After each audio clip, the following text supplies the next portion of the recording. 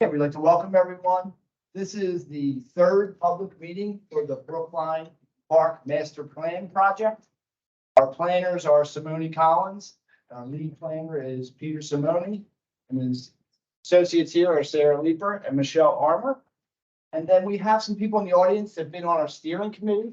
We've had 5 steering committee meetings. And I would ask you, if you're on our steering committee, if you just stand up, we'd like to recognize you. We have Michelle Alvarez, who's on our park board. She's the chairperson. Becky Timmy and Pat McClune, who are neighbors.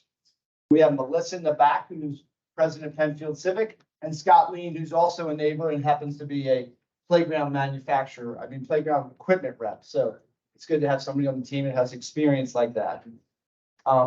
Tonight, we're going to make a presentation of our draft concept plan that we've come up with over our 5 steering committee meetings and our 2 public meetings. And they'll tell you the details. This is not a final plan. This is a draft plan. And after we get feedback from you, feedback from people who maybe couldn't make the meeting, and email us comments, we'll have a presentation to the Board of Commissioners on April the 10th to unveil this plan. And then we'll make some modifications from the feedback we get from both the committee and the residents. And then from there, we'll get to a final plan. So without further ado, I'm going to introduce Peter Simone and let him take over.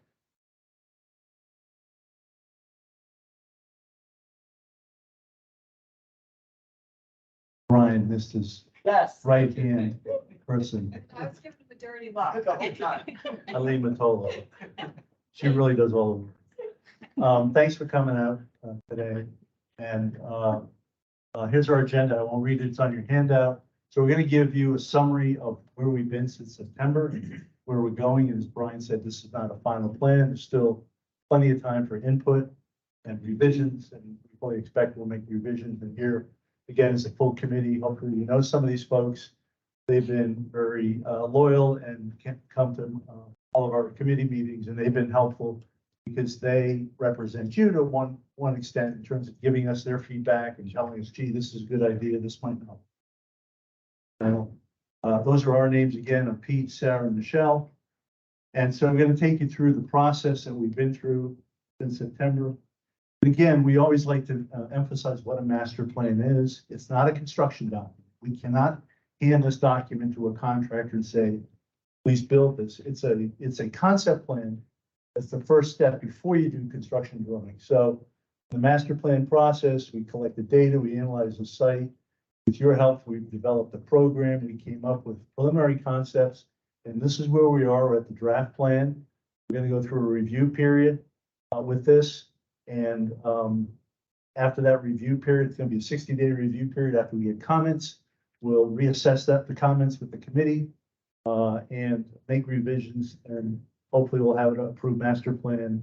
We go right till the end of June, first part of July. And then after that's approved, township goes and looks for funding, goes through design engineering, does construction, usually in 1 or more phases. It will be unlikely if everything in the master plan is built in 1 phase. So it's a process. And this is our schedule. So this is where we are tonight, public meeting number 3. We're going to the commissioners on April 10th. We'll give them a very abbreviated presentation of what you're going to see tonight, get their comments, suggestions, and then go back to the steering committee in June. We are also going to publish a booklet report that goes with the plan. We're not done yet. Our goal, and I think we're going to make it, is to have that to the township on April 11th. That'll be posted on the township website. That'll be short narrative of all the things you're going to see here tonight. There'll be a detailed cost estimate, so you can go through that. And there'll be a form, just like if you took the survey, there's going to be a form that you can give us your comments online if you'd like to. So hopefully you will have the time and inclination to do that. So we've had really great public input. We've had over 1,000 interactions so far between the first 2 public meetings, the survey where we had almost 900 responses. We had 4 focus groups. We had follow-up letters from neighbors. So we've had tremendous public participation. And the reason we like that, and the reason that the people who will help fund this park like it, DCNR and DCD, they want to make sure this is a highly iterative process where you get a lot of comments. So you have done a great job, and hopefully you'll be able to give us more final stages here. And then with the survey, we asked a bunch of questions, and we're just highlighting a few of them tonight, and that entire survey will be in the report, so you can see all the responses. But we asked people what excites you about Brookline Park, and you can see all the different responses. Green space, playground, place for seniors, place for teenagers to hang out, festivals maybe, plantings, trees, vegetation, beautiful vegetation, walking paths, loop paths. Some of these suggestions that people got excited about haven't made it into the plan. And that's normal. We can't fit everything that everyone would like in this particular site, but we see what their comments are. There's a long list. And then people have concerns. What are you concerned about with Brookline Park? Somebody was too concerned that it would be too similar to other parks in the township. Somebody was concerned that we wouldn't accommodate young children. We had some really good comments from seniors who have come to the meetings and focus group about make sure you provide for people who are older. Questions about not enough parking or too much parking have been concerns that people are crowding. Teenagers, God forbid teenagers hang out here, but those have been concerns, and I don't mean to make fun of them, but those are legitimate concerns people have about, gee, if we get people hanging out doing bad things there, hopefully they're not your teenagers, but just, we're trying to be very transparent, all the comments we got, so they're all will be in the report and part of meeting minutes. As we move forward with the process, we came up with four broad concepts of how spaces might be divided up and how they might be used. They all have similar elements, and I think one of the things that resonated with people, and I think if you're at that meeting, you put a dot up on the plans you liked. Concept C came out the best, didn't mean we're gonna build that or design that exactly, but some of the things that were on that plan people seem to like. So these were some of the comments we got on these plans. And again, I'm not going to read them all. You can see them highlighted. We want fencing around play areas. Concern about traffic on Sagamore and Kenmore Ave. And that was a big concern comment. A concern about restroom maintenance. I wishes that the restroom be open year round if we have restrooms. Noise. How's noise going to impact the neighborhood? Let's have a beautiful streetscape on Earlington. So again, wide variety of comments and concerns that people had, some positive, some negative, depending on your point of view. But I think a lot of diverse opinions, which helps us create hopefully a better plan. So with the program refinement, there were some basic program elements that sort of floated to the top of the barrel, and some of those were an open lawn, plaza, sitting areas, of course. Shade was a big factor, whether they're structures or trees, some court games, some amount of lighting, some sensitive lighting came up. And there seemed to be three decision points that were the most discussed, and they revolved around whether or not there should be a water play feature in the park, a splash pad, a restroom, or additional parking. So we're going to explore each of those and tell you how we went through the analysis and our thought process. First of all, with the water feature, most of you are probably aware that the township's going through what's called a comprehensive recreation plan, where a consultant is looking at all the features around the entire township. And through that process, and also through concerns voiced by both our committee and neighbors, we in the committee have decided to take out the water feature here. Even though it was going to be relatively small, we just thought it's probably a better place or other places in the township. And we felt maybe it's crowding too much into this, 2-acre site. So we've taken that out of the plan. You may comment that you want it back in during the draft plan. If you want to comment on that, that's fine. But at this point, we don't have it in the plan. The other thing that was talked about, and we had strong opinions for and against, was for a restroom. And it was one of the survey questions And I think it's, excuse me, interesting how people responded based upon how far away they live from the park. And we just broke those numbers down. So the people who were closest to the park, 27%, were supporting the restroom. That's a small number. When you got to a quarter mile, 53% of those respondents who lived a quarter mile said they'd like a restroom. When we got to a half mile, went up to 60. When we got up over a mile, it was 65. So either the people who live further away use bathrooms more, or they realized they didn't want to have to rush home to use the restroom if they came to the park. So it averaged out to about 53. Not a big majority, and the survey, again, is not a vote, it's just a sort of snapshot of people's opinions.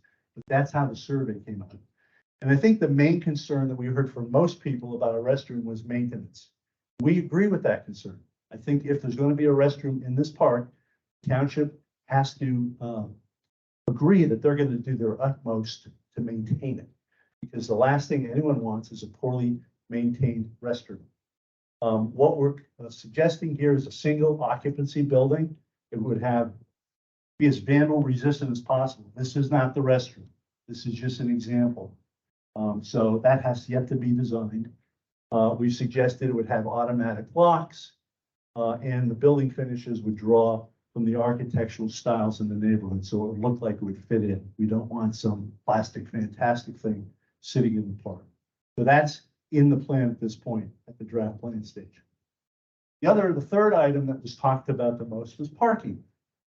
And since the last meeting, the township zoning officer has looked at this, and he's opined that we need additional parking if we're going to have a park. He can't say exactly how much, because if you look at all the parking standards from the various traffic engineering and parking groups, there aren't good standards for parks. And we've done lots of parks, and we typically design parking based upon our experience. It's a little bit easier if there's athletic fields, because you can say, okay, you got so many kids on the team and they're changing fields and, you know, that transition time. But this is a passive park, so not a really good way to develop a number. But again, the township zoning officer said we need some amount of new parking. The other thing that has folks concerned is that if you live right next to the park, you don't want your parking spaces taken up by somebody who's coming to the park. We think that's a very valid concern. And so you'll see that we're recommending some additional spaces in the park, but we're trying to do it in a way that will give people who live nearby some comfort that they'll still be able to park there while providing some parking for people who might drive. We want to encourage people to walk. And one of the things you saw with the bathroom survey was that my guess would be, we didn't ask this question, but if I live farther away, I might be more inclined to walk if there's a bathroom there. So I know I don't have to try to rush home to a bathroom, or if I'm a mother with a couple of kids. So that's my interpretation of that, but you can have your own. So the goals for parking was to develop a concept that provides space for both neighbors and park users. The other thing, and we've talked to Brian and Eileen about this, is my guess is when this park is built and opens, they'll have a flurry of activity for the first year, 8 months, and then things will level off. That, once it becomes sort of, okay, yeah, we know about the park, no big deal. Maybe it will be a big deal, but it'll level off. So we want to maximize green space in this park. Our goal is not to take up what could be green space with a lot of parking. We want to minimize pedestrian vehicular conflicts. We don't want pedestrians or kids having to cut in front of cars in a parking lot, that type of thing. And want to provide adequate parking while minimizing additional pavement, because every time we add pavement, we have to control the stormwater that runs off that pavement, and that is a real cost. We have to control the stormwater, and that gets expensive. So we looked at how many spaces are there now, and along the park, along Sagamore and Kenmore, you can see there are 18 spaces. It might be 17 or 19, but we counted 18 because they're not really marked. We have 18 spaces along the two edges of the park, and then opposite the park side on both streets and accounting for where there are driveways, we have 15 and 14 spaces. So right now we have approximately 65 spaces there existing. We did get some public feedback during this thing, and people were nice enough to say, hey, why don't you look at these other places where they handle parking? So we had three, Greenfield and Ardmore, Clement McCrone Park in Villanova, and South Ardmore Park. And we looked at each of those, and you're probably familiar with this. This is where Iron Hill Brewery is down here.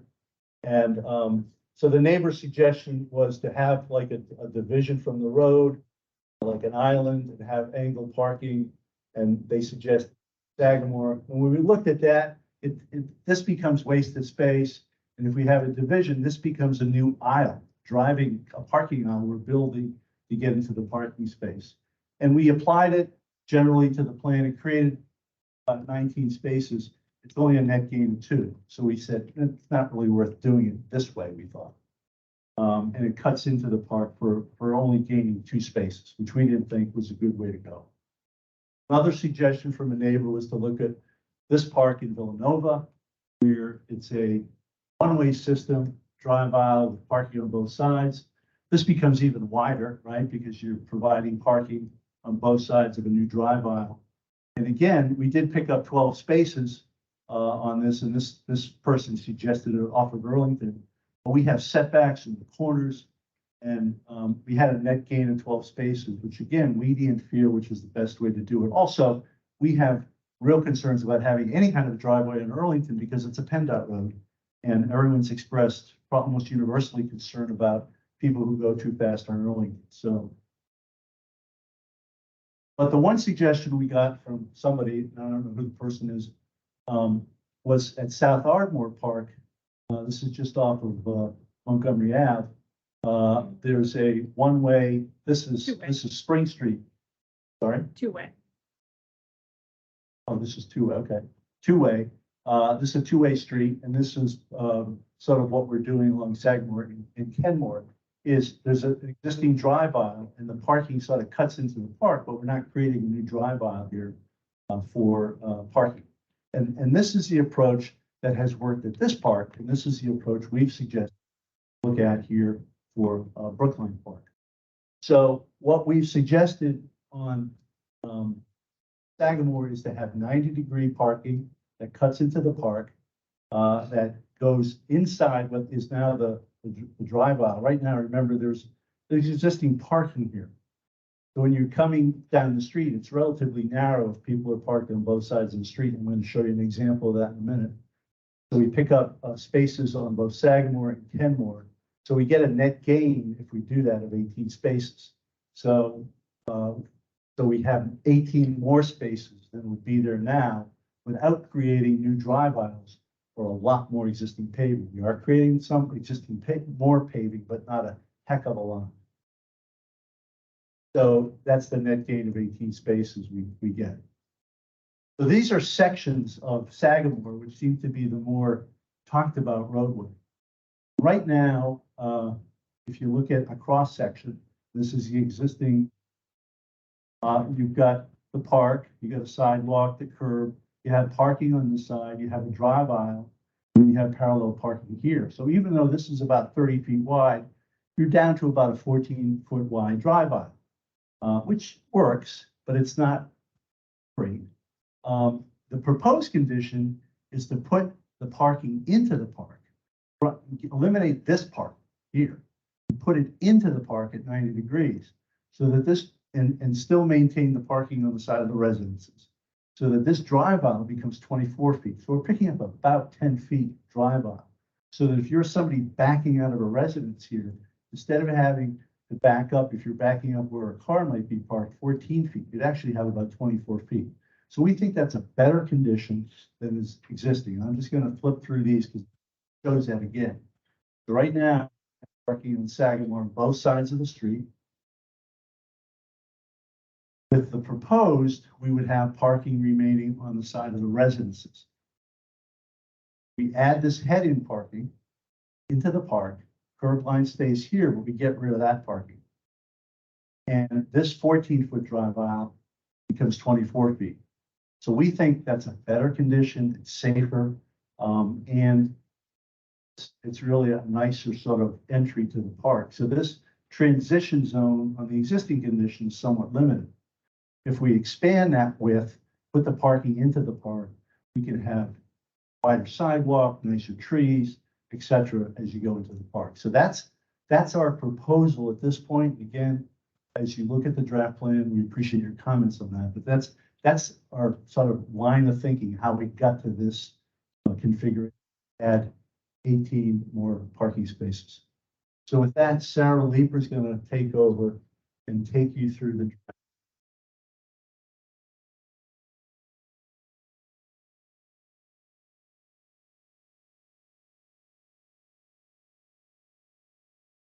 So looking at the draft plan, what we're going to do is we're going to kind of go through this in sections. This is kind of the overall site.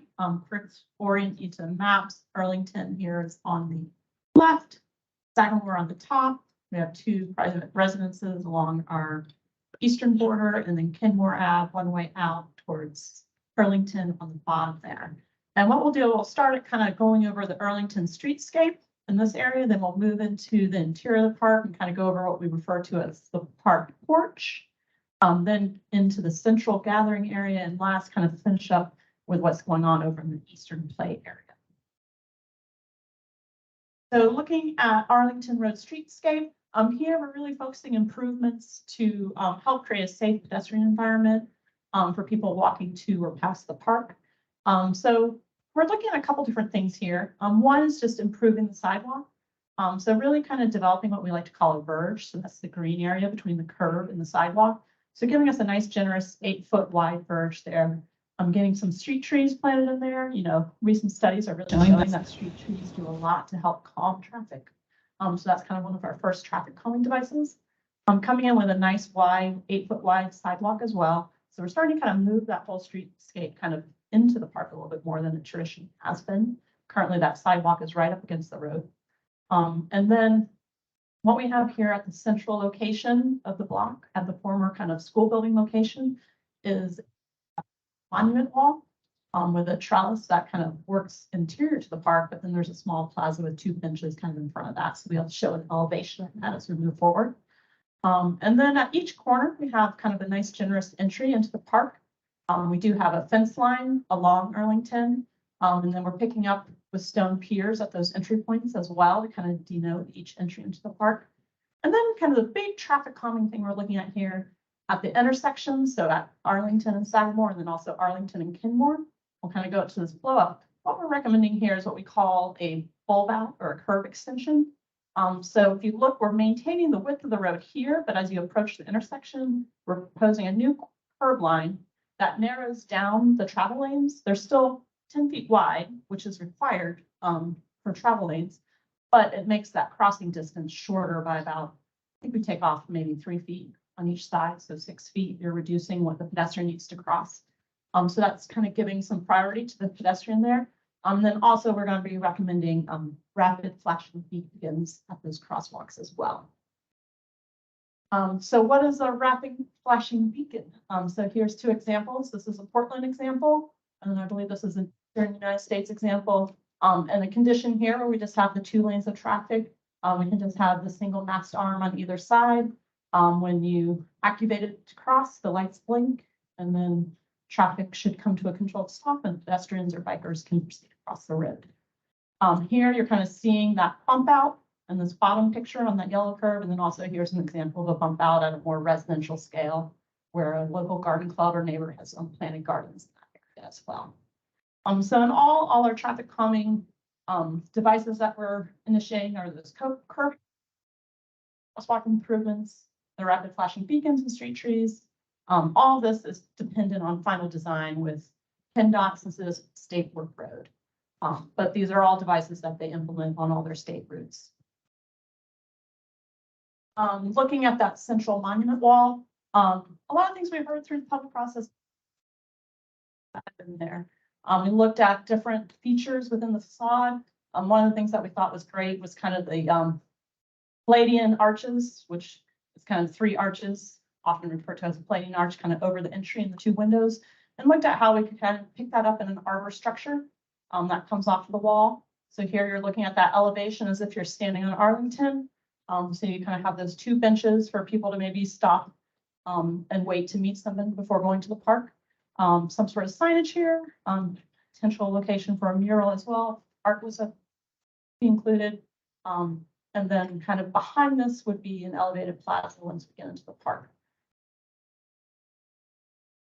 Fencing is another thing that, has come up a lot throughout the process. We wanted to look at the idea that, we don't think a chain link fence is appropriate here. I know it's a reality of kind of construction fence that's there today, but I don't think it's what the township or neighbors want to see moving forward. So really looking at kind of decorative metal fence with just simple detail, maybe a circle detail. And looking at something that maybe is, bronze powder coated as opposed to black. So it maybe recedes into the landscape a little bit more. But the key with the fencing, also the idea of maybe having stone pillars that start to denote entries. We'll be recommending gates in certain locations as well, or the potential that all the entry points have gates on them, also has been discussed. I also see it as a great way to use the salvage stone that was kept from the school or in those piers, as well as that wall feature. So as we start to move into the park, this first section we kind of call the porch of the park. And we really see this as a transition zone. It's kind of you're leaving the roadscape of Arlington or the neighborhood roads and entering into the park. Often like you would sit on the front porch of your house and kind of interact with the public a little bit. It's a transition zone, but we see it as a place to kind of sit and watch activity in the park or to be seen as well. So the key feature here is kind of elevated plaza, which is on that back side of the wall along Arlington. That elevation of the arbor kind of extends over that plaza. And then we have two custom bench swings that we're proposing underneath that arbor. We'll show you pictures of that. From that plaza, walkways kind of slope down into the park. We have some lawn tiers that come off of that plaza as well and kind of into an open lawn area here. On the upper side of that plaza, we kind of have a lawn mound here with maybe some movable seating up on that mound, kind of Adirondack style chairs. But we really see this kind of a play feature, but also kind of a prospect to kind of sit up there and look out over the park. And then you start to see the start of kind of our perimeter trail system that takes you through the park as well. Along Arlington, really kind of some bed plantings. We're maintaining the existing evergreen trees on each corner, but then supplementing in with new tree plantings and kind of low maintenance bed plantings along the streetscape there to kind of create a buffer. And then also traditional benches as well, kind of along that pathway. So this is just an example of what tiered lawn seating would look like. We're only elevating that plaza kind of 2.5 feet. So we're not raising it up super high, just enough to kind of give it a little bit of a prominence over the rest of the park. It also can serve as kind of informal seating for small groups or gatherings. And then this is an example of the different seating. So really looking at traditional benches at key points throughout the whole park. The idea of kind of those movable Adirondack style chairs. And then this is kind of that idea of the custom fence swing that would hang from the arbor and give you some activity, playful activity. Moving into the central part of the park, we kind of see this as the main kind of gathering areas of the park, but within it kind of having different zones.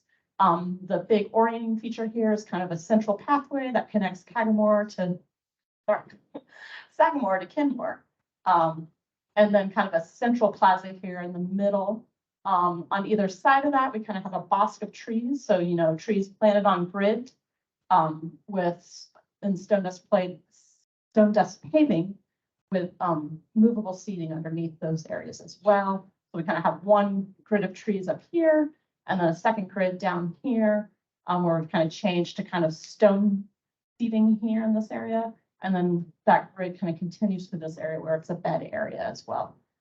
We are recommending the restroom right at this location here off the central plaza. And then this is kind of serving as a central plaza with two kind of key note benches. One kind of looking up towards the elevated plaza and then one overlooking the open lawn area with some bed planting in between. So these are kind of different pictures of the tree groves, kind of understand how they work. Both these ones show them in that stone dust paving, which is, it is an ADA material, but these are great examples of how we can specify trees that are very high branching. But even with the low branching trees that you're kind of seeing up here, these are probably riverboat birch. You still have good visibility through them. So we do definitely want to make sure as we kind of develop plantings and refine designs moving forward that, we're selecting plants that still allow for visibility throughout the park. So kind of keeping understory lower and making sure our trees are kind of high branching. Additionally, that stone dust paving can serve as a place where we might collect stormwater underneath it because it is permeable. But they really do a great job of kind of creating that instant shade very quickly. I mean, this is a very new planting and you're already getting lots of dapple shade in there. At that central plaza, we see this as a place for a little more special material within the paving. I think a lot of the pathways we're looking at kind of simple asphalt or concrete paving for durability and maintenance. But when we get into that central area, kind of doing something that's a little more special, maybe kind of picking up on the stone that was used in the building, not necessarily using the salvaged stone though, since it's not really designed for paving, but kind of creating organic patterns and just coming up with something that's a little more special in that central paving area.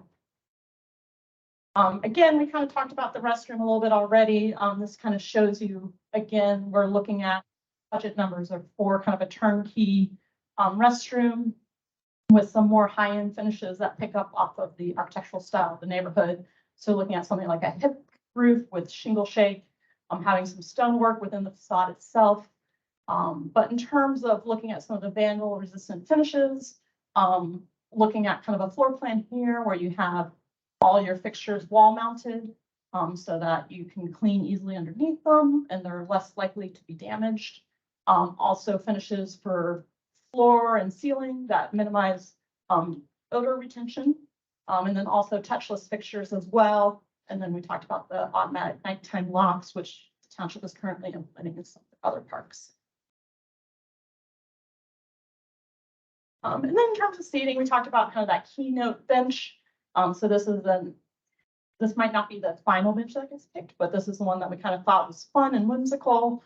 Creates ways for people to creatively sit on either side of it and kind of have a conversation, kind of like the Victorian age conversation bench. This is a modern interpretation. But it also had that curve that kind of allowed you to look different ways into the park itself. And then under the one tree grove, looking at kind of that movable bistro style seating. So going into the last part of the park, this is the Eastern Play area. And with this, we really kind of started to, as we kind of laid out the park and how things wanted to be oriented, all the play kind of moved into the very interior part of the park, right? As far as from Earlington as we could get it, but still keeping it close to amenities like the restrooms and kind of the central gathering area. But just kind of walking through here, we do have an open lawn area. This was kind of sized to work for kind of the top soccer program as well as t-ball. Kind of up along this edge where we're manipulating grade a little bit, we have a low seat wall, so you can kind of sit here and look out over the field. Also have benches kind of around the field, some outrun deck chairs kind of on the edge of the road as well. We do have our fence line continues here, 4-foot fence. Here's where we're proposing one of our gates at this entrance. And then the other gate would be down at the playground entrance. But that lawn, then the central pathway kind of continues over into a playground area. This is a piece of equipment geared more towards 5 to 12-year-olds. Pictures of that. But then that kind of opens up into these mound areas where we have lawn mounds. And then the idea along these kind of garden pathways where they're a little more organic, that we kind of have pockets of tot-oriented play kind of panels and musical play kind of oriented along these pathways here. The last area is our open court area. And this is looking at a half basketball court with some other game courts as well associated into that circle area. And again, we have a seat wall here along that court area. Looking at area G is where we're starting to really get more of a heavy buffer. Again, we're keeping the evergreen trees, keeping some of the deciduous trees that are located along the existing basketball court is the idea. And then filling in with more evergreen material and deciduous shrubs and understory trees in that area as well to kind of create more of a buffer along the neighboring property. In that area, we'd be proposing a 6-foot, but still keeping the same decorative metal style fence. So open lawn is what it sounds like. It does double duty for both kind of pickup games as well as kind of maybe a neighborhood movie night hosted by Penfield. We talked about having kind of electrical service in this area, which would be kind of built into any light standards system that we might do in the park. Looking at the playground area, and here's an example of kind of what we've envisioned for the play in this area, kind of working with our committee, but really something that's geared at climbing and sliding, a lot of different activities, but a little whimsical. This is kind of if you're inside the tower, you kind of see this is see-through panels that create rainbows. And then these are examples of kind of the play mounds and then those play panels and kind of musical play for younger children as well. Looking at the game court, this is kind of, we're looking at the idea of this court where it was a circle with 3 basketball courts, but simplifying that to the 1 basketball court and then having kind of 4 square in one area, and then maybe looking at something that would be an overhead play game for groups on another area. With lighting, people kind of talked about lighting throughout the park. We do think with a park like this in a neighborhood, it is good to have some level of lighting. Looking at the idea of using traditional pedestrian standards, as well as maybe incorporating some areas with bollards, but really making sure that, we're looking at dark sky compliant lights. So that's what this picture is achieving here with this little kind of cap. Making sure that we have directional controls on the lights, which, to be honest, all modern lighting, you have cutoffs so that you're not putting light into neighboring properties. But also looking a little bit more at programmabilities and modern lighting and LED lighting, where we can dim lights at certain times. We can shut them off automatically if we want them off after a certain hour.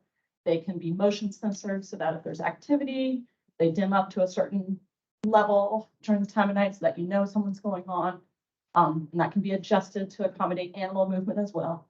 So, with modern LED lighting, there's a lot of ways you can control lighting so that it's not on 24/7. So what we did for budgetary reasons, we kind of just looked at providing lighting along all the pathways. What does that start to look at? So we don't think this is a final lighting design by any means, but it starts to give us a number that we feel is conservative to address any lighting needs that you might have kind of moving down the road. So again, this focused on the pathways. So funding and probable cost of development. So there's a lot of funding opportunities out there. This is a great time for funding in the state of Pennsylvania, particularly for parks. Obviously, we have local opportunities for funding. Delaware County is a great county in terms of funding recreation for its townships through grant programs, as well as the township itself does have a really good priority towards recreation and kind of looking at capital improvements within their parks department. At the state level, there's a lot of places we can go. DCNR has a community partnership program where they fund both design, which master plan is often funded through DCNR, but also construction improvements. So DCNR is our Department of Conservation and Natural Resources. DCED is the Department of Commerce and Economic Development. So through their trail grant program, they fund parks. So that's the GTRP. The township has community development block grant money, which often pays for sidewalk improvements. So that might be something that we look at to do some of the improvements for the sidewalk within the park.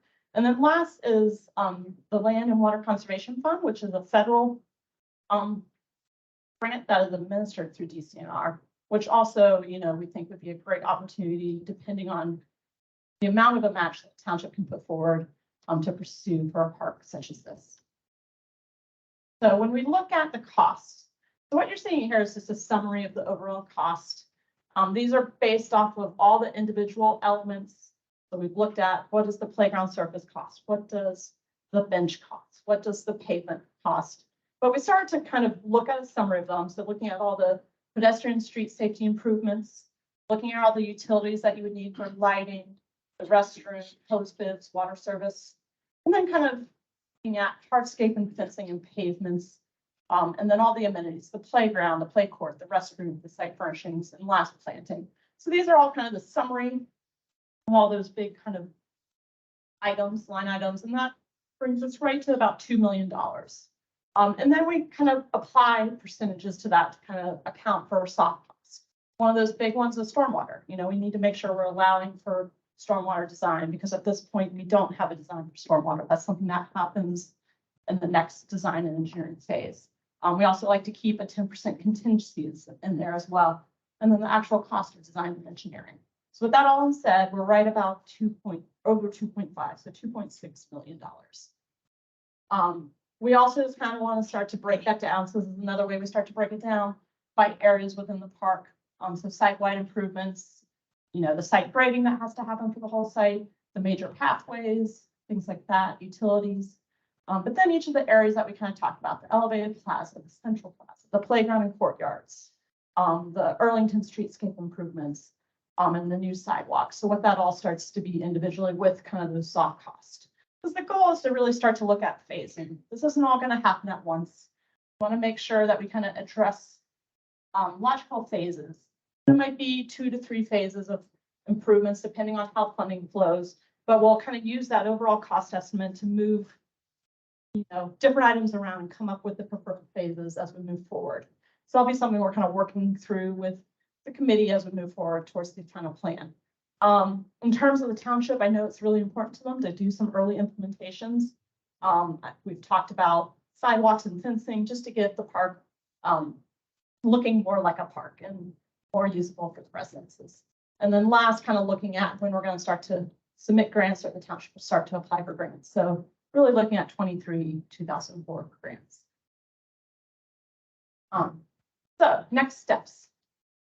We have our Board of Commissioner meeting April 10th. So again, we'll be presenting a modified version of this presentation based on whatever time frame they provide for us. Typically, it'd be kind of geared at 15 minutes presentation, and then maybe 15 minutes Q&A following that. And then we'll come back after the review period. We'll come back and meet with the committee to kind of review comments and develop what the final recommendations will be. And then that final plan will be presented to the public in June, and then followed up with the Board of Commissioners in July. In terms of that review period, so we'll have the draft plan up on the website on the 11th. And then looking for feedback using this form. Also, we'll have a link to the report as well, but that will be on the township website. And then the next public meeting. So that will go to questions and comments. I'll just put this plan up, or we can go back to any point of the presentation you'd like. Yes. Question more about process than what's on the screen right now.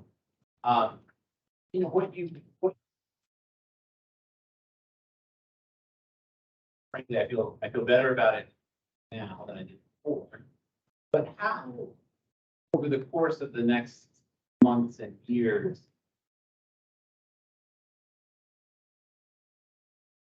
with work with nice wrought iron.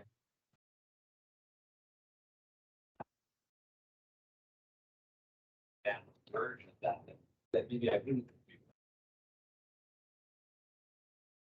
Nice, well. Be great, but all the bathrooms I've seen in other parks are kind of like 4 cinder block walls, flat. Yeah. And so I like what's there, but how do we ensure that what's there is actually what gets done? Yeah. Versus something that's much less than. So one is, a master plan, when this is, depending on, whatever changes get made to this between this draft plan and the final plan, the committee recommend to the Board of Commissioners that they adopt this master plan, right? So there's no legal teeth to that, right? But it does show that this is the will of the community. Everyone kind of came to the table, even though it might not have everything that everybody wants, we all agree that this is the direction we should move in, right? So, and then it's up to us, like, did we do our due diligence? I didn't give you a price for a bathroom that was a low model. Like, I priced out the really nice specs on that bathroom. So, it's up to us to ensure that we've given you costs that are reasonable. So, some people might look at 2.5 million or 2.6 and think, boy, that's a big number, right? But that's the reality to kind of get what you've just seen presented. So moving forward, the next step is really making sure that you pursue funding to achieve those kind of higher goals that you want to see here, right? So that's kind of the township's next step. always design and engineering, like, there are times when you have to make a decision, right? And maybe it's not, maybe the stone piers are what get value engineered out, but you still have wrought iron fence. So maybe not everything gets built, but we know what the vision is and we know what we're all agreeing to. And I get your concern, but I think it's valid that you say, you know, what's most important to us is the bathroom, be a nice bathroom. So, Like you might, yeah, Pete. I mean, just a comment. Really, I mean, the answer to your question is you. You need to go to the commissioners meeting and you need to say, Mr. or Miss Commissioner, this is a priority for our community. We want a really nice park. And one of the reasons, if you look at the RFP, one of the things I think the township wants to do, and this is happening everywhere, and we do parks in a lot of places. The standard for parks used to be, you know, cinder block and chain link fence. The standard's changing in every community because what Haverford Township wants to do is you want to attract what businesses or keep the businesses you have, and you want to maintain a high quality of life.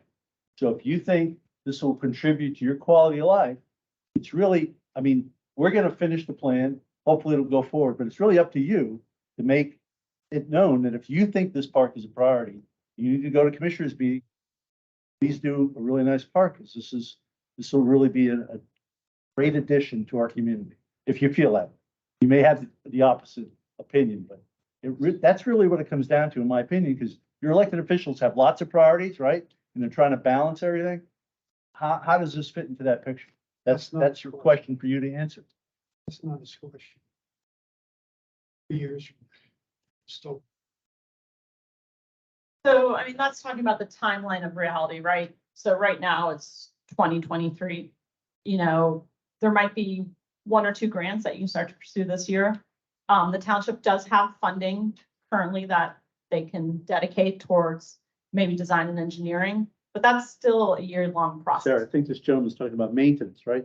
Exactly. I'm sorry, I thought you meant will 2 or 3 years from now will something be built? No. Okay. Yeah, I mean, so, you know, part of the plan is looking at the township's maintenance budget. They have a dedicated budget for park maintenance that is not a small budget. So we're making recommendations on how often things should be mowed, how often should bathrooms be cleaned, like that is all in the report. So that everyone understands what is being asked for. So that will be a part that you can definitely review. So, and then in addition with that, you know, we are looking at more plantings here than you might see in some of the traditional parks. And again, to Pete's comment, that's something that people want to see. They want to see a higher level of planting. They don't just want grass in their parks. And working with Penfield Civic, they want to kind of work with the local master gardeners. You have local tree tenders to kind of help adopt the park and be a part. But so the final planting would take in consideration the amount of volunteer power that they want to dedicate to the park. So that's, you know, we want to make sure that we're picking plantings that are low maintenance, don't have to be hedged, that are appropriately sized so that they're not growing too big for the space, so that we do minimize that level of maintenance as well. I'm going to start in the front and work back. Got a few, trying to keep them. Parking. Is there people's cars?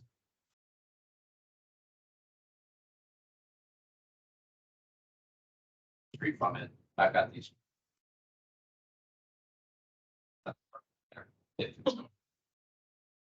But really, that's side one. The real question is, we've been looking at this property for a while, and we all know it's long before it's sold. Yeah.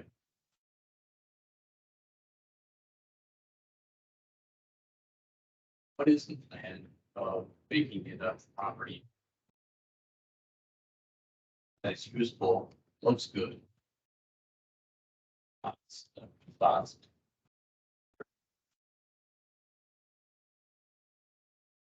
How can we do that with illuminating?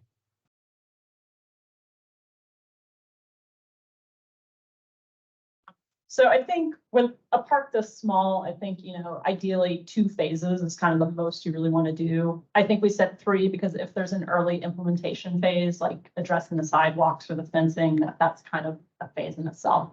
But yeah, I think that's why we're looking at so few phases, because we do want to minimize So how you phase in two major construction points of this park is something that needs to be considered, so that you're right, you don't constantly have construction in this park.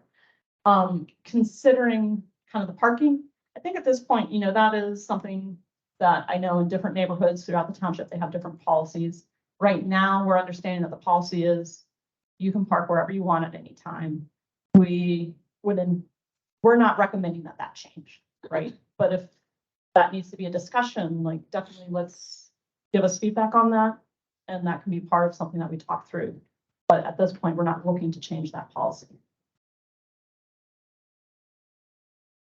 So, yeah, I mean, I think it's the goal of the township. They are maintaining the site. They want to see that it's maintained. We understand that the construction fencing isn't ideal. They kind of left it up as a safety feature because they wanted some sort of separation between the road and the park. But we are maintaining kind of that gravel area for staging of construction in the future. But there is a degree where, yes, they want to make it more usable moving forward. And that would probably be kind of getting the grass better established, addressing sidewalks and addressing the fencing. Gonna go. Yes. I am one.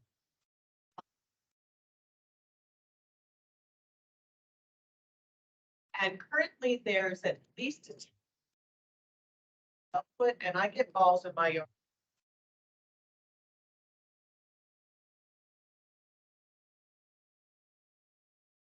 Yeah, so she lives along the eastern edge, so we had recommended a 6-foot high fence.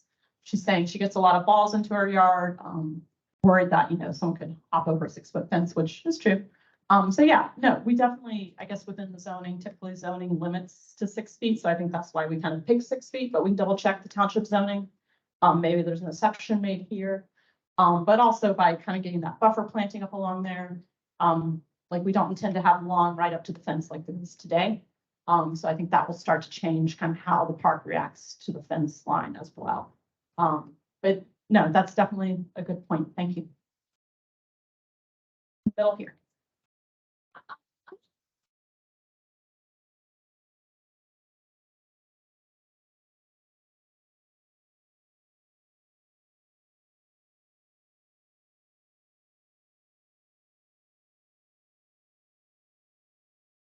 So, but it's just much more, I live closest to the, and aside from like the covered pavilion. So I think it's in the some comfortable to have seating in shade. So I guess I'm just wondering how much of it will. Okay, so the question was, would the majority of the seating in the park being proposed be in the shade? So, we do kind of have two central, kind of elements that are forming that shade, one being kind of the tree bosque. So we do have a lot of seating that takes place in those tree bosque areas. So, that's not going to be instant shade. It does take a couple years for them to fill in, but we are recommending a pretty tight planting on that, kind of more of a European model where you might be on 10 feet on center. So that shade will fill in pretty quickly. And then also along the edges of the parks, we're really trying to get more shade trees along the edges. So most of the kind of traditional benches are located on the edge of the perimeters, and we do kind of have trees around them as well. The last area is kind of the arbor here. We do have seating below that. So we definitely have tried to focus seating in areas that we can get shade. I think the one question had been, do we actually want to have some sort of shade structure at the playground? We do have some existing trees we're trying to maintain there that will help with the shade. The playground itself kind of has built-in shade elements to it because a lot of the play takes place under the tower. But that might be an area where maybe we want to look at another shade structure for the seating around the playground. This gentleman here. Couple things. The parking, sorry. I was against it first.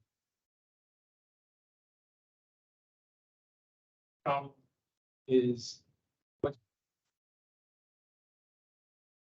I think that the entrance to the park, chatting lane.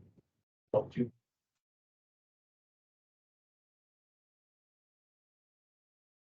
I can tell you, I've gone these over 100 times.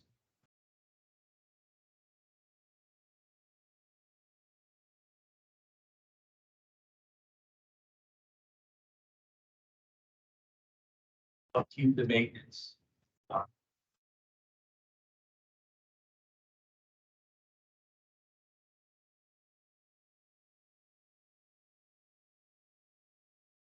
Park is unbelievable.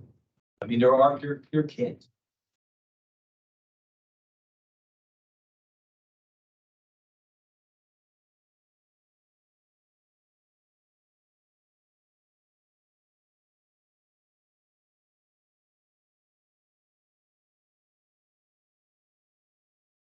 Our kids that make dumb mistakes, Mhm.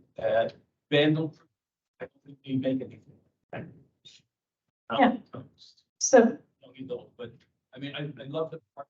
Yeah, I would like to just see, I mean, all the large scale like greatness. The, what the park off the Windward Road, what they should go on spring.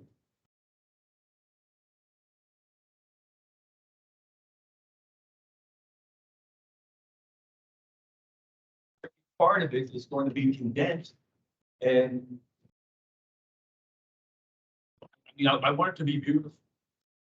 Because I live up the street, I live on 10. so I guess just to summarize your comments, one, you know, having lived in front of another park, which I'm sorry, I'm not as familiar with that park. Just concerns about vandalism and kind of unofficial activity happening in the park and how we protect against that. And then also just the scale of things. And I think, you know, we spent a lot of time thinking about scale in this park. You know, every park is unique, every park is different, so it's always hard when you give a precedent image. It's not always going to be exactly the same situation. But I think the number, you know, what people wanted in this park, a lot of people wanted places to gather, whether it be having morning coffee with their retired friends or teenagers after school being able to come and gather. We wanted to create different areas of gathering in the park. So that's kind of the primary focus. The other big thing was just a place to walk, right? So we wanted to make sure we had walking interior of the park.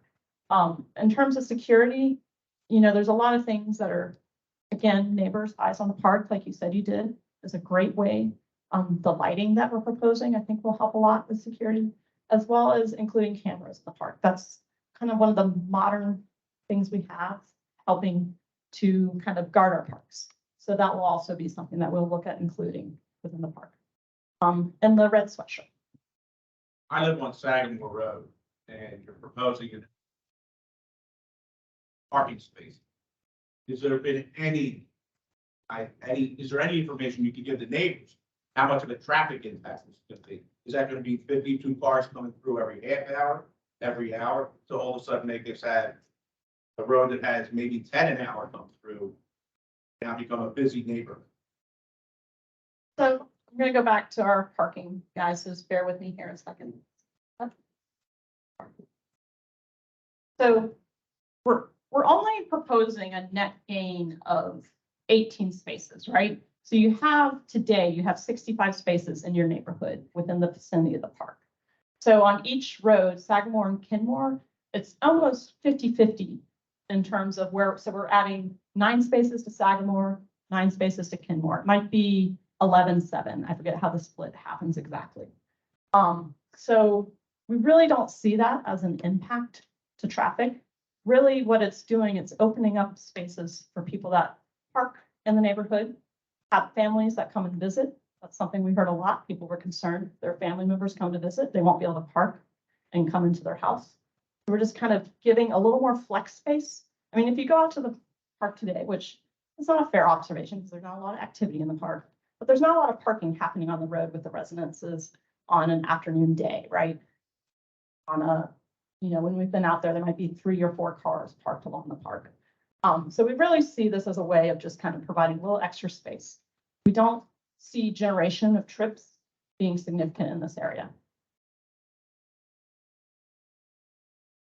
I'm going to go to in the corner in the back there. Yeah, sorry, just to kind of tap into your, question, right? I'm looking at like things. Big parks, it's not that big, right? And you're talking about having like a focus area on like where people can gather. You're saying that the gathering by the bathroom is approximately the same size as the gathering by the toilets. right? Like, I know this park very well, because I literally walk this park at least 4 times a day. That, where that tree is, the playground is approximately the center, right? Mhm. And then this, like, that playground, I mean, it's the size of a picnic table, is what you suggested. Like, I've got, there's a ton of toddlers, like a ton of kids that are in the neighborhood, right? Like, are we suggesting that we'd rather have people gather at the bathroom? Because. But I would rather sacrifice the bathroom and enlarge the playground, because that way, like, our children can play there, right? That's one. Number two, did you guys evaluate the parking situation at the Grange? The Grange has 2 baseball fields, a playground, 4 tennis courts, covered picnic tables with a gazebo. Did you guys evaluate how much parking they had there for that park? And that's kind of big missing. It's on-street parking only, and the neighbors have permitted parking in that area because they don't have a place to park if anything's happening in the park. So that's the situation we're trying to avoid here. For And also, can I just add, also that. Longer than that, so the. Not addressed at that time. I mean, now the township has parking. But they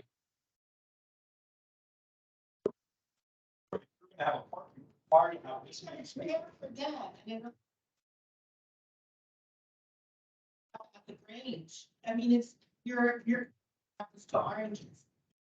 I'm just saying, for as large as that site is, and they don't have any. Sidewalks to put angle parking in, like, I don't know, man, like, that seems like a lot. You're just doing on Sunday, so, I mean, annual parking is not a question in our township.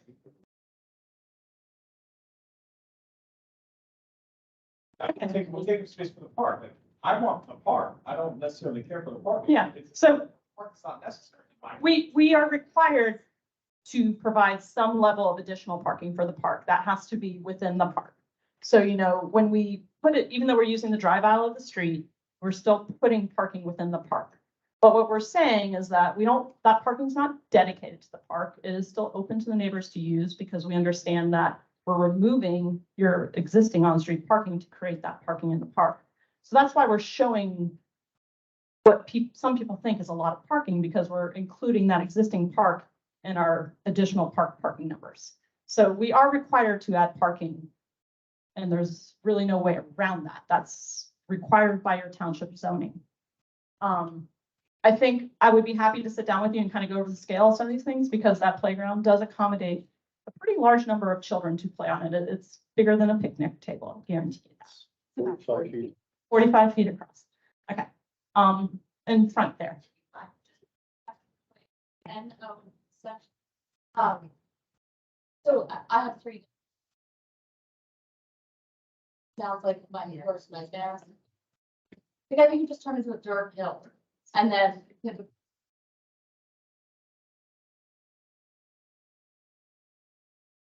I have like a round basketball court, just.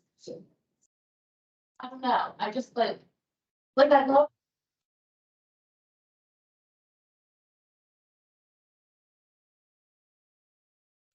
In all the young families who surround.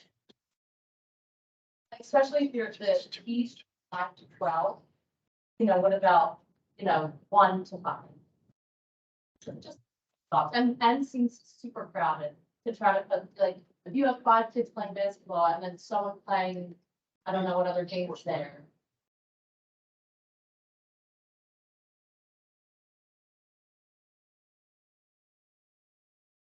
The court's meant to be a multi-purpose, so it's not just dedicated to one thing, but definitely appreciate your comments. We're gonna move on this side here. Yeah, so I don't mean to keep you get versus parking, but I live at 508, remember that handicap. I think the 65 spots are a little bit generous that you guys gave. I mean, I've been on the street. Get the parties and stuff like that. I mean, I think that was a generous amount that you guys had given there. In reality, I think it's probably a little bit less than that. But I think a lot of the neighbors, what I'm hearing is that we're cutting into the park, but the park doesn't have to do it. But why did we ever contemplate putting? I know it's probably harder, but why was there never like a one in, one out on Earlington? To just the parking there versus. That's just you just, So- no one went to deal with the PennDOT issue with that? No, that was one of the case studies we went through. So looking at the Villanova Park model where they did that. The difference here is that Villanova, that whole street frontage is way interior to a block. There's not an intersection on either side of the park. Here, since you have intersections, oops, wrong button. Both at the bottom and the top, we have to design, the driveways have to be offset from those intersections, right? Totally right. And then by the time you angle the parking in, you only pick up 12 spaces. So it's, How about 12 spaces? 12 spaces and everything else is. No township minimum, that's what's there. So if you. but everything else doesn't stay the same because then you lose this whole front end of the park, right? And then you lose the buffer and then, so it,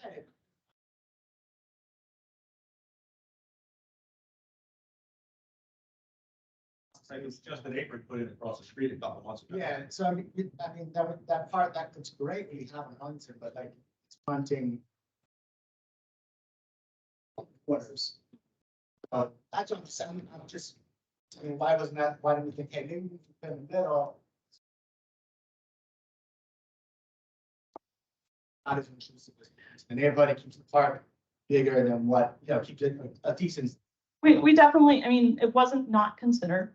We just didn't think it didn't fit into our goals of wanting to maximize green space in this park and kind of meet, because it is such a small space, but your comment is heard and we will move forward. I think some people in the very back have probably had their hand up for a while. Gentleman there in the vest.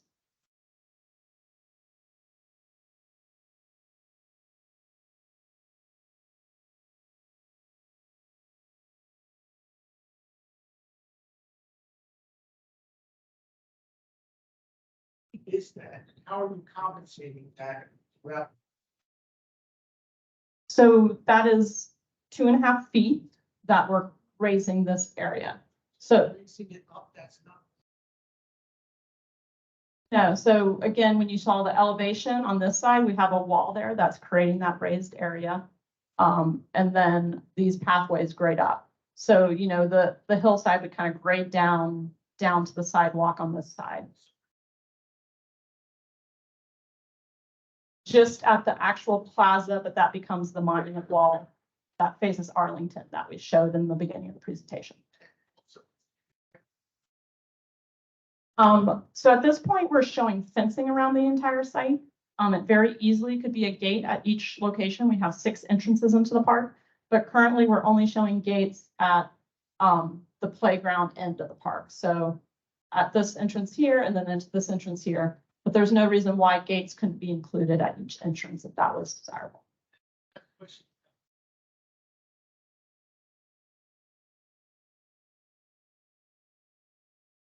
Good idea, that's what we should.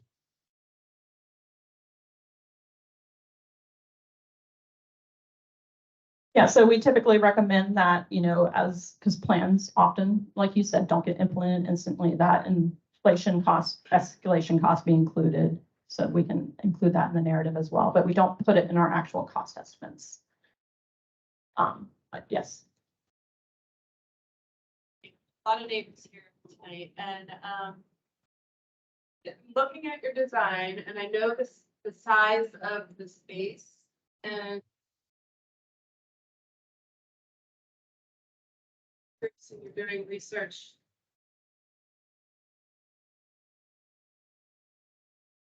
To the parks in Havertown to see what it feels like.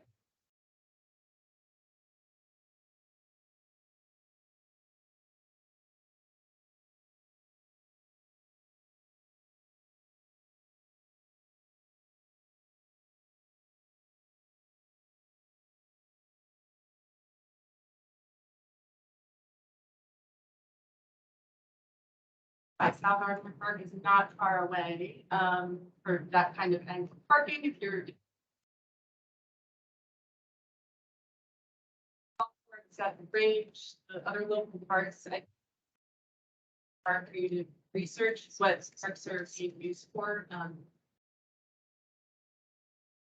I see some things that just don't make sense for what my kids use it for, what I use the park. So I think it's Great, thank you. Gentleman in the front here, classes. I like the trees that I'm seeing here. And I heard you talk about volunteer tree planting and tree tenders, which I think is a nice idea for some of the trees. Some are sure that you're not considering like all of the trees, part of the trees to be volunteer planted. These are going to be, that's just And maybe, so he was regarding to the tree tenders program, and maybe I thought of it more as helping maintain them once they're planted. But yes, with the level of planting we're recommending here, this would be done through a contractor. We wouldn't anticipate volunteer planting at this level. In the very back in the black shirt. Oh, sorry, jacket.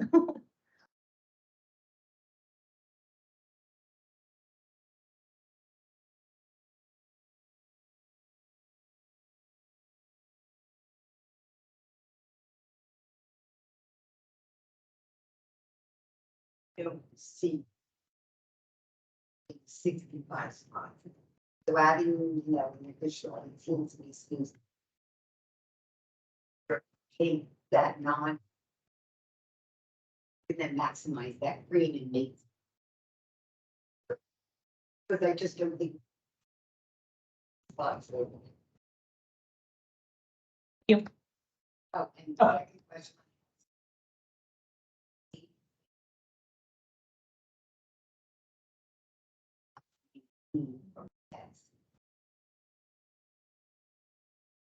Sure. Yeah.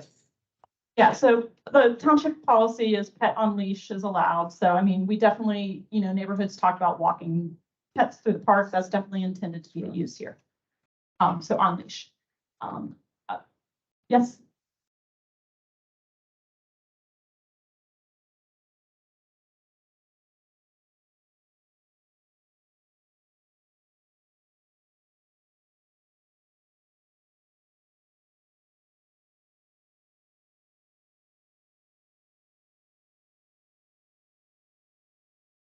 So the one-way had come up, we talked about that in committee. I mean, typically when you try to make roads one-way, it's not a very popular prospect. I think because of where the next blocks are trying to, I mean, logically, Sagamore would be one-way in to kind of pair with Kenmore coming one way out. So that is something that could be considered. Again, when you look at, if we went back to the sections on the parking, you're picking up additional, you would have 24 feet to back up into if you're pulling out there before you get to that parallel spot. So think about, I mean, that's the standard width you would have in a parking lot is 24 feet to make that backup maneuver. So the space is there for a proper room to back up and turn out of the parking lot.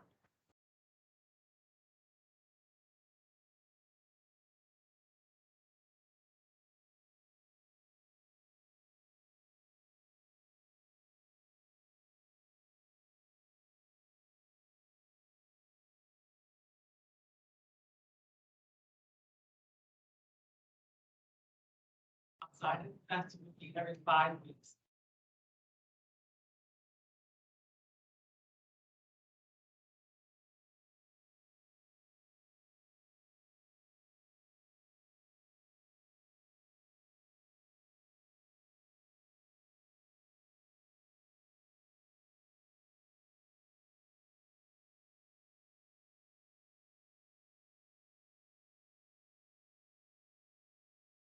Yeah, no, we definitely hear that as a concern that's come up before in prior meetings. And, I don't think the intent is to not maintain this park. There will be dedicated staff to maintain the park moving forward.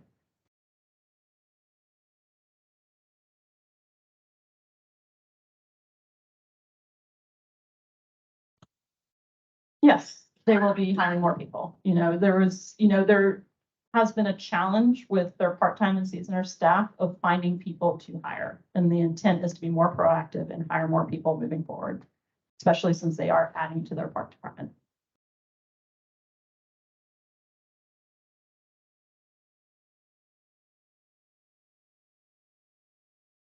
So in a snow situation, streets obviously have priority, and then sidewalks because they're within the street right away. Park is not a priority, right, in a snow event. But since this is kind of, that's something that needs to be talked about, since we are kind of looking at part of this as on-street parking and part of it is not. So that will be something that we'll discuss moving forward. I don't have an answer for you tonight. In the front here. Okay, well, I just want to comment. I love all the trees. Neighborhood constantly through storms and see all these trees. It's fantastic. We're in an area all the time and having the trees is just incredible. Love the bathroom idea. Excellent design, I think, for the space you're working with. And the gate system, was that just planned for security for children? Or is it gonna be potential security? They find out that they may need to shut the park down at sundown, that the gates would be.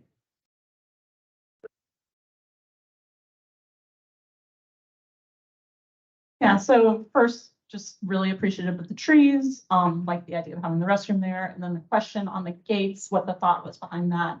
So with the majority of the fencing, we're only recommending 4-foot high fencing. So the fencing is there more to keep children in the parks. It's really not meant to keep, like, obviously anyone can jump over a 4-foot fence. We're not recommending a higher fence around the edges of the perimeter because we just think it's out of scale for a site that's small. It would just kind of look like you're creating a zoo, right? So the gates are really meant to control kid access in and out of the play areas. But that said, obviously we've talked about fencing along the back line, along the neighbors where we might need a higher fence. Are they also thinking of allowing bicycling with? Yeah, so with the scale of this park, we see this as a pedestrian place, but obviously families out on a walk will have their kids on trikes, things like that. So we do see kids kind of using this space to bike. But it's really, we don't see this being a place where an adult, unless they're maybe biking with their kid through the park. So we don't intend to close it to bicycle. It just, we don't see it as a destination for bicycle other than small family use. Question's not really about the design of the park, because I know a lot of efforts we put in. There was 1,047 reactions, and that's what you design this park based on, reactions. My question is really about, a moot point because it involves PennDOT. We just talk more about those bump outs and the width of the street.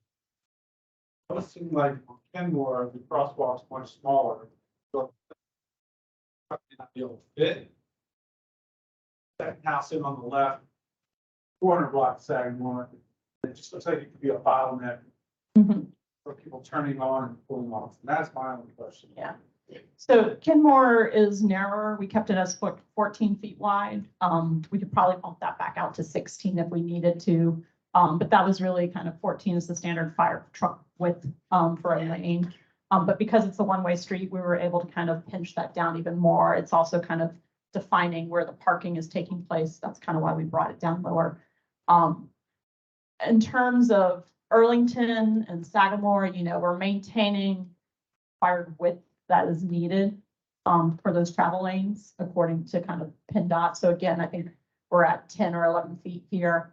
And then this one might be, I think this is wider just because we were not having to create as much of a bump out to protect the parking in that area. So that was kind of thought on how those bump outs were designed. But again, this is really just a schematic idea of what a bump out would be. Final design and engineering would really look at all those turning movements and what PennDOT requires as we move forward.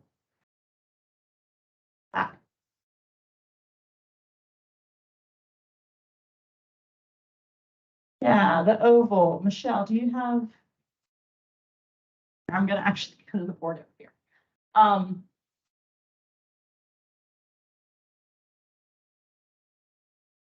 So it's probably close to 300 feet across, not quite 300. I'm going to say like 280. going from kind of the egg end to the egg end, and then the narrow width is probably around 200 feet. That's 100 yards. It's not even close. That field is not 100 yards going from Sagamore to Ken, where you're at scales. Yeah. Because when Brookline Elementary School played their football, it was a 60-yard field. So I don't know how that. It's 150 becomes feet. 100. Sorry, 150 feet. Sorry, okay. My correction, 150 feet. I was off by 2% or 100%. Yeah. I'm gonna piggyback on that, so the oval. The T-ball game, Yep, so 5-on-5 soccer for Pee Wee soccer or a quick ball, which is like the new form of T-ball. wide enough, but when you put. I can see that.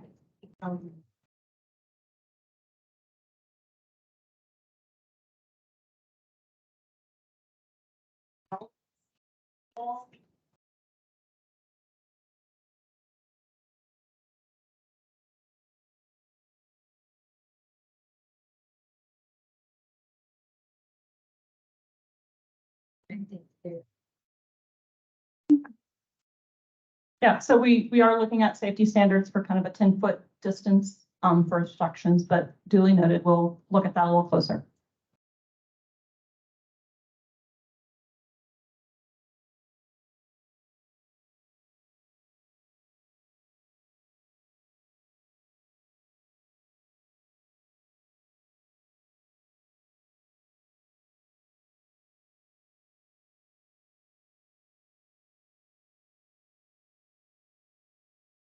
So you are correct. The steps go down towards the lawn. It's just kind of a way to have a different vantage up. So kind of thinking about the front porch of your house where you're kind of looking out across the park and you're kind of sitting up. And, a lot of talk has been about, where would teenagers want to gather? We kind of put what we thought was kind of the funnest seating, the swings up there as a place. So like they're kind of up there and everyone can see them, right? They're on display. You can see them from the road. You can see them. So, thinking about places where we might want people to gather where you're kind of in full sight. So that was kind of the thought in elevating that a little bit.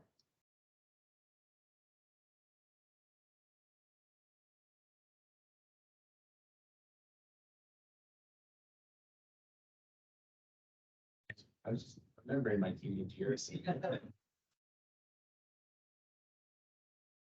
What's been your experience with that? How long it lasts? So I will say we've had a set of those specific bistro chairs in our office for a year. They are not light. Yes, you can move them, but you are dragging them. You're not going to want to pick them up and walk away with them. They've also been used in King of Prussia on their Greenway. So the First Ave Greenway has those bistro chairs and has plastic Adirondack chairs that you would just buy at Lowe's or Costco. They get moved around, they don't get taken, and that's a pretty high traffic public area. They can also be cabled. And we do have the option of cabling them if we feel like that's the need. But what we're proposing here in terms of site furnishing, yes, they're movable, but they're not easily moved. Bike rack, yes, we will include that because we don't have that right now. In the very back.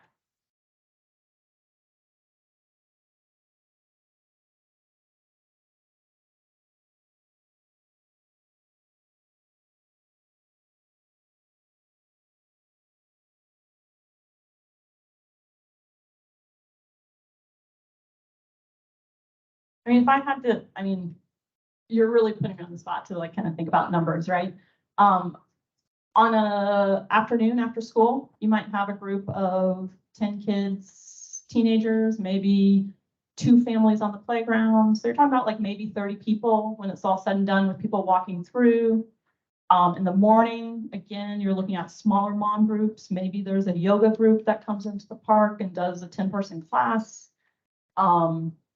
On a Saturday afternoon, when let's say it's a harvest festival that Penn Civic wants to have, maybe you have 180 people in the park throughout the day coming in and out. Event center. The thought is, Penfield Civic is your community association they would like to host events within your community. Is that something people don't want to see in this park? We, provide us with that feedback if that's not what you want to see. But the thought is this is a place for community to come together and at times gather, yes.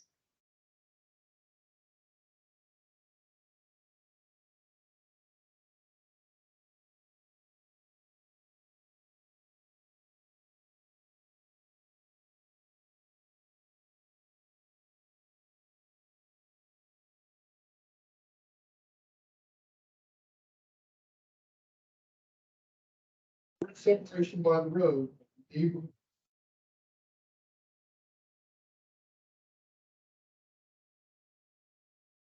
Is, to share with people on.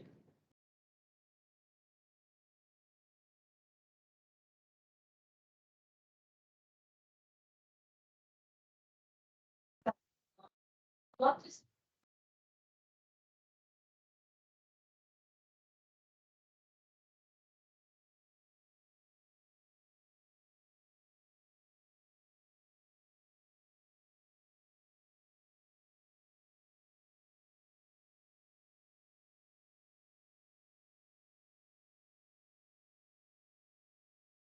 Yeah, I think, there are no true standards, as Pete said.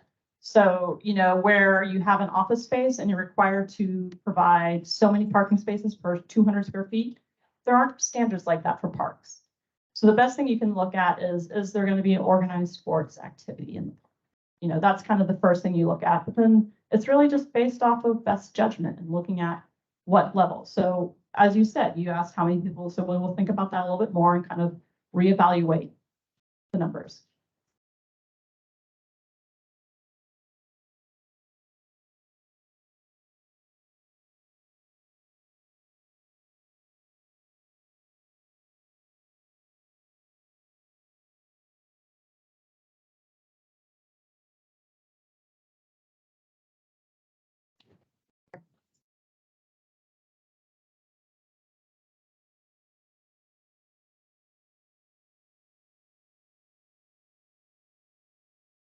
Ordinals.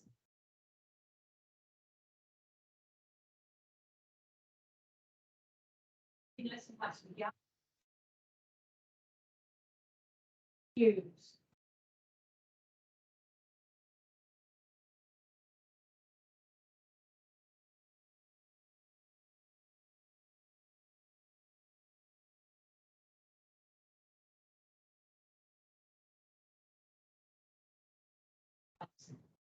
Okay, thank you for your comment. Yes. Melissa, the president for.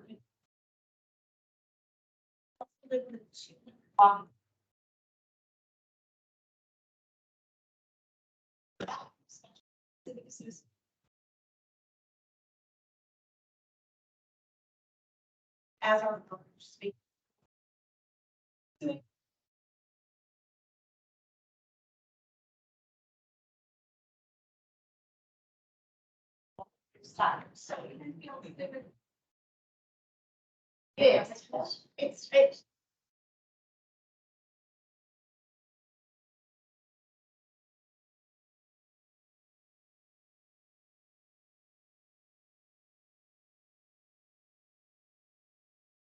So it's supposed to move on to anything.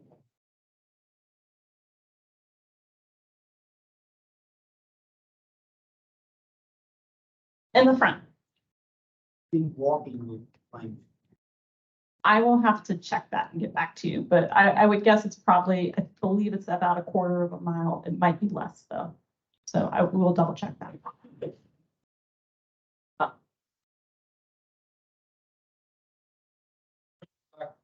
Parking, piggybacking off my neighbor there.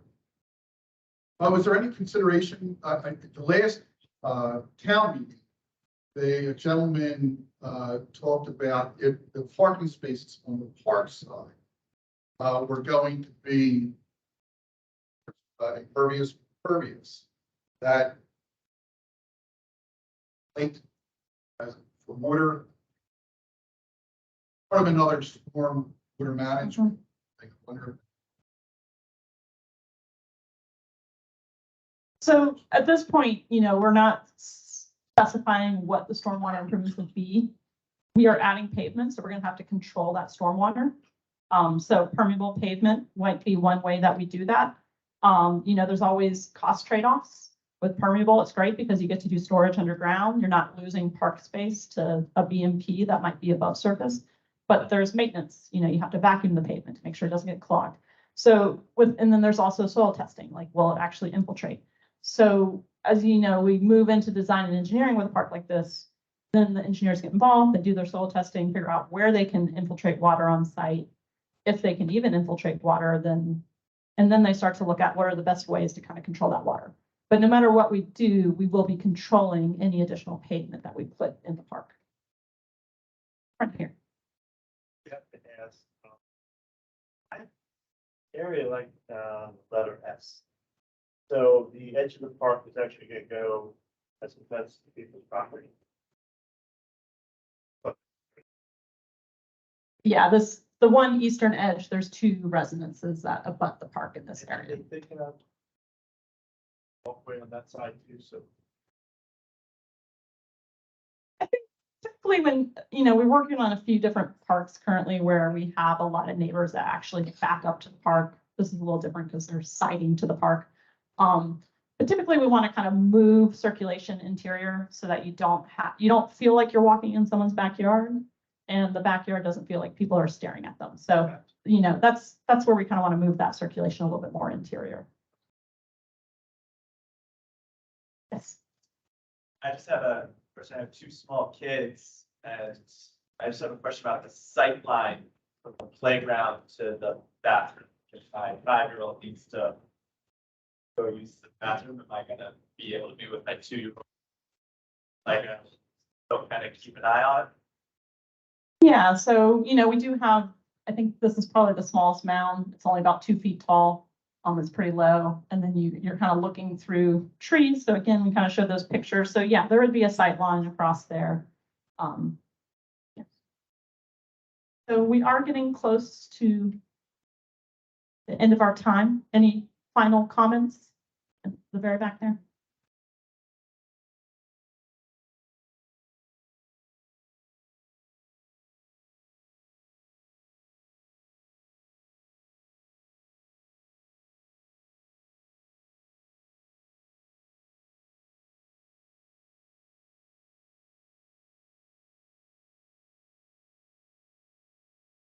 So, the township is currently doing an open space rec plan so that they are kind of looking at that level of types of amenities.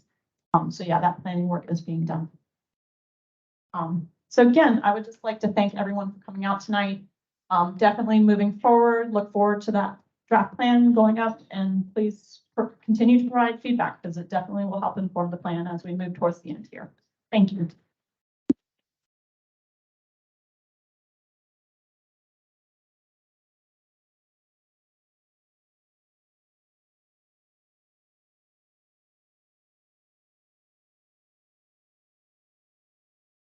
Nobody. He said I kept nobody in line. I was like, yeah, I know. Well done. Thank you. Thank you. I didn't expect that coming in. All right. This is really good. Good, thanks. Thanks Yeah. for coming out. Well, I'll look forward to seeing. Yeah, pleasure to meet you. Thank you. Likewise. Have a good night.